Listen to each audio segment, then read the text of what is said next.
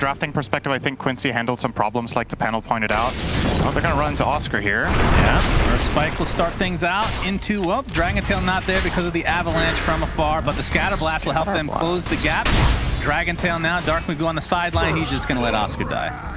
And that is first blood the way of Quincy Crew, so getting active extremely early here. Yep, 5-man rotation into the jungle. He's buying a stick and a salve with his gold. He's going to try to pressure bottom together with Les Lau on the Dragon Knight.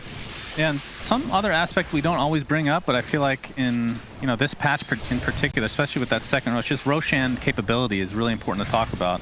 But neither team are like crazy Rosh takers, but Quincy Crew does have a little minus armor with the little Shredder, and then the other side, you have the Curse of Avernus and the minus armor technically from Gush, but nothing that will just like take Rosh instantly. No, it's definitely not great. If I had to pick my fastest Rosh taking team here, it's probably the Radiant because of Luna Aura. I think that overpowers the Terrorblade, unless like if Terrorblade has like 2 or 3 items and pops meta, right? And sure, but usually you're looking at a first Rosh somewhere around the 15 to 20 minute mark if you have a strategy that's built for taking Rosh, except there's strategies that just kill it minute 10, right? Yeah. So we'll see. Curious about the mid matchup. We've got Quinn now playing as Viper. Very net worth lead coming from, yeah, you got first blood, but the cores are pretty even in the top. I was like, I'm counting cores. 1, 2, 3, 4, 5. Where's the 6th? And I just had to keep going down the list until I found Oscar. Wow. Yeah, acting it out in last place. That is rough stuff. I mean, he bounced back last game, but obviously every single game he's gotten off to a slow start for sure. Definitely. I mean, is that more, I mean, not to be negative, is that more on him mechanically talking about, or is Quincy Crew doing something to, as Quinn is just going to chase down Matthew?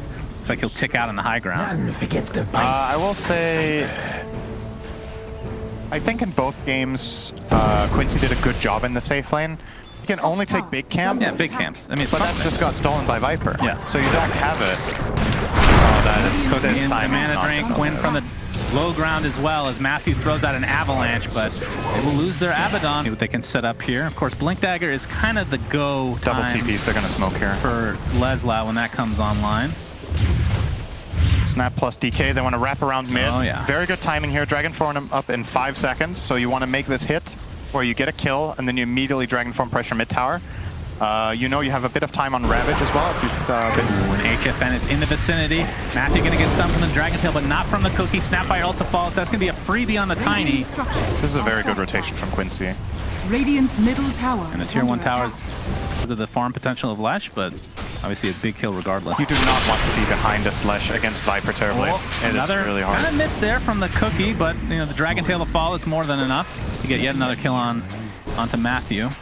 I guess NOPING have pulled back a little bit of their that you have your own chain stun and the burst. Oh, Tide is in a lot of trouble here. No, he is not getting out of here. They find him on the other side of the tree line, and like you said, especially with that Nether Toxin. Okay, maybe he needs the stacks. Okay, I mean MSS needs these stacks, man. Yes, he does, and he gets the last hit too. That's the boy. If they could somehow, that smoke fails. Now they see the Diabolic Edict though. Matthew on the other side of the tower as well, but there's the Blink Hex from MSS. And they followed up with anything. Yawar gets ravaged along with 3 other members of the team, gets his BKB off. Matthew gets a finger, he's not going to die to it though. Meanwhile, Yule's onto the lashes. We see the Snapfire ult from afar. Spotted Shield getting him out of harm's way for now, but he gets stunned into the extra damage from Snapfire. And that is a dead mid Dark Magoo.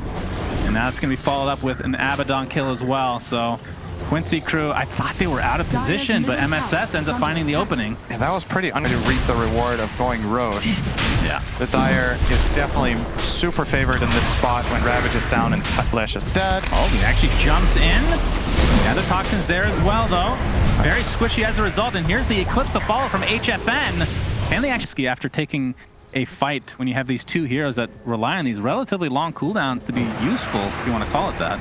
And that's the timing for NOPING. Looks like they're going to focus on this tier 1 tower. Fortifications popped up. Quinn is here now. MSS jumps in, gets the Hex. Snapfire ult from afar. If they can get HFN, it'll be pretty big. It's not just BKB. Still has the Aegis, obviously, so not super scared, as Panda Boo might be the sacrifice here. So Quincy Crew gets something out of it, but still definitely not. Use your BKB, right? Yeah, we've seen it really many a time. MSS on the high ground. Leslau's there as well. Oh, the instant Hex onto the Tiny. Looks like the Snapfire ult from afar. Panda Boo flashing the toss away, create some distance here. Matthew not quite going to go down here. And the heals up from the Abaddon are going to save him for now. Dark Magoo in the meantime being right-clicked with a newly picked up Scotty of Yawar. Pops that BKB. He's going to destroy the Abaddon. Now they're surrounding the Leshrac. Matthew trying to get some pickoff. They'll find MSS at the very least. But these are 3 big pickoffs here. Triple kill for Yawar. And they only lose 2. Use Eclipse. This is kind of dangerous. You might have to use buybacks here. Jumping into the instant Lucent Beam. Now the Ravage comes with the double buyback like you talked about. Now Quincy Crew on the run. They're going to lose Lelis to start things out. Make it 2. And Yawar gets Yules from the other side of the tree line. And that is a huge buyback. Actually, he's going to get his Sunder off for now, but I don't think he's getting any kills out of this. Way too much magic damage. They do have buyback onto Yawar, but it's 20 seconds. It'll feel real bad to have to use it now, but if you don't, this is one lane of racks. See Quinn spawned naturally. MSS jumps in. Quinn pops the BKB after getting tossed in, and they're going to try to turn this. 8 seconds left on Yawar as he comes back very shortly. Oscar will not go down finally to that last right click of Leslau. So a nice defense from Quincy Crew. Can they get more than one is the question. It'll be a Tidehunter, it'll be the Abaddon. I guess they'll call it a day there. Oh, Leslau continuing on. NOPING are starting to build a nice lead MSS here. with the opener. And Leslau jumps in with that Dragon Tail. Yawar pops that Metamorphosis with the BKB activated. Now HFN with that BKB has to run away for now. He's getting surrounded though. Viper strike applied. Finally the Ravage comes out. Looks like Leslau's going to die in the midst of things.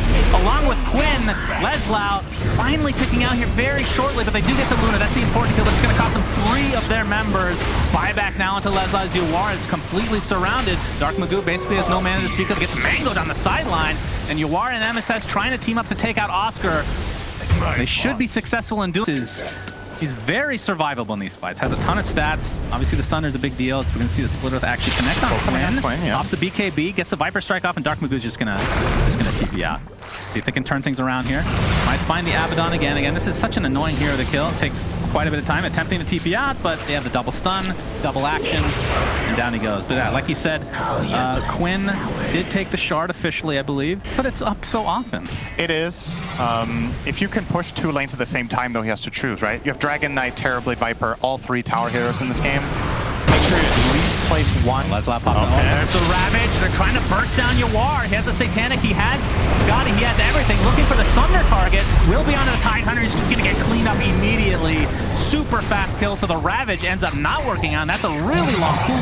He's going to split Earth. Connecting on several hoods. They're trying to toss Leslau into the tier 4s. He gets extremely low. Looks like he's going to survive for now. Trying to dodge those split Earths. As look at that. Scotty going to work on Dark Magoo. Down he goes. And just like that, Quincy Crew's just going to win the game. How does this happen? All of a sudden, second Roshan into a couple of pickoffs, and now they have all this pushing power. For what it's worth, I wouldn't ascribe very much of that to the extra shard for this patch. I think shard is unbelievable. I don't even know if they needed an Aegis there. Like, that was just crazy. MSS gonna get jumped for now, and only 2 members of NOPING trying to at least get 1 kill. The Thunder save from Yawar, and now Luna goes down. She does have buyback. Remember, this is not the tournament life on the line, but loser will play EG in the lower bracket. Buyback up to both Luna and Leshrac, and still Quincy Crew in numbers. They still have Aegis. They still have everything. MSS does die, does have buyback, though. We'll expend it immediately as Yawar in enemy lines. The Eclipse went off there for a moment, and they're just going to turn things around. Yawar, Lucid Beam is there. Looks like the Aegis, actually popped Satanic right as the Aegis went down. Not sure if it's actually going to matter here. The save on the HFN, he'll be able to get into the fountain in time. Yawar, they're playing with their food here, I feel like. Now they might have to back. Quinn gets off the Viper Strike. He's just going to drop shortly after. The Quincy Crew are not able to end the game. Oh, he missed the stun on the Yawar, yeah, he's still in a lot of trouble, though. MSS, this will be a dieback. They're actually going to buy back onto Quinn. He has his boosted travel. They're going to Snapfire buyback as well. MSS trying to burst down Dark Magoo. He's being saved by Pandaboo again. HFN, this will be an enormous kill if they're able to find him. Splitter's just going off all over the freaking map. The shard is unbelievable. Leslau gets bursted down. Finally, that is essentially a dieback. Anybody that dies will be a dieback. And that is a dead Yawar. Quincy Crew, what am I watching, Cinderin? LOA getting chased now. NOPING starting to come back into this game. And Quincy had no detection. Yeah. They would have killed the Lesh there and probably ended the game. All right, great replay. I love speeding it up. Let's go push the other way. They can do a lot here. Actually, Yawar did get buyback eventually there, so he's going to pop it. But it's 3 versus 5. And I do believe that this is going to be GG in NOPING's favor. Matthew, Ravage, see the Ravage onto VIPER. They have the splitter at the fall. He gets forced out. The Thunder save! Nice Thunder, beautifully done into the Satanic. So Yawar is very safe and sound as Dark Magoo looks like he's going to go right-click down. And NOPING actually finishes. The Ancient not quite low enough to actually go for this. Ancient then pops the BKB, trying to go for all in here. I don't think he's going to get it. He's just getting right-clicked by Yawar and still in meta right now. Tide is getting it. Panda. Sadly, Tidehunter didn't get the shard, so he's not able to burst down those buildings, Cinder, and his Panda boot. See how this goes. All right, we can see that shard from VIPER going to work onto the tower, and the minus armor from Snapfire. They're decimating these buildings, and Quincy Crew looks like they're gonna somehow win this game. I don't even understand what I watched. What the hell is this? This wasn't Dota? Oh. Jeez. I'd love to see What a game. I would love to see a reaction of the player